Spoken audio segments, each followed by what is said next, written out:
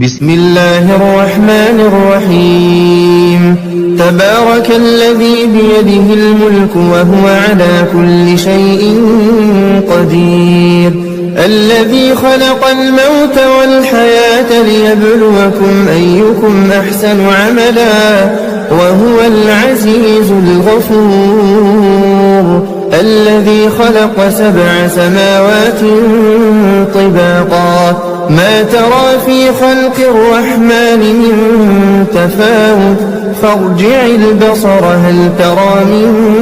فطور ثم ارجع البصر كرتين ينقلب إليك البصر خاسئا وهو حسير ولقد زينا السماء الدنيا بمصابيح وجعلناها رجوما للشياطين وأعتدنا لهم عذاب السعير وللذين كفروا بربهم عذاب جهنم وبئس المصير إذا ألقوا فيها سمعوا لها شهيقا وهي تفور تكاد تميز من الغيظ كلما ألقي فيها فوج سألهم خزنتها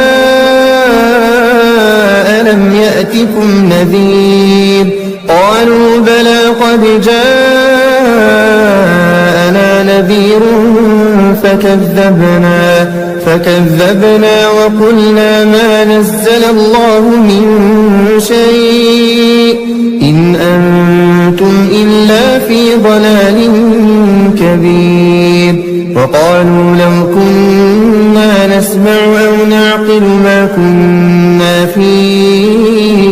أصحاب السعير فاعترفوا بذنبهم فسحقا لأصحاب السعير إن الذين يخشون ربهم بالغيب لهم مغفرة وأجر كبير وأسروا قولكم أو جهروا به إنه عليم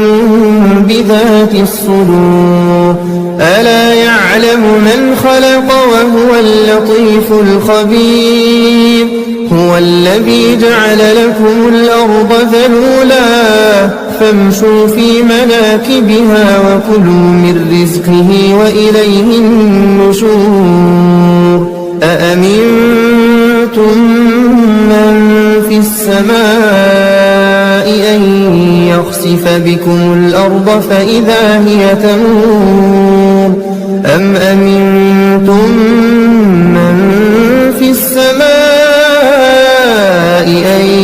يرسل عليكم حاصبا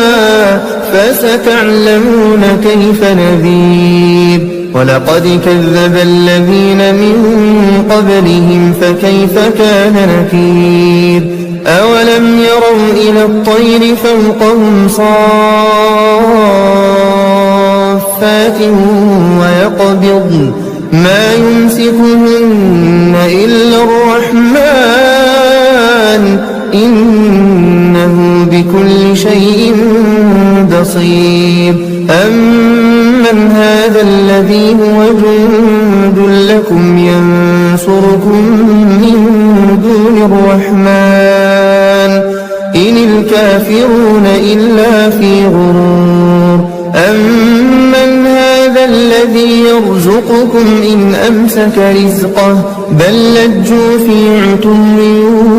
ونفور أفمن يمشي مكبا على وجهه أهدى أمن يمشي سويا على صراط مستقيم قل هو الذي أنشأكم وجعل لكم السمع والأبصار والأفئدة قليلا ما تشكرون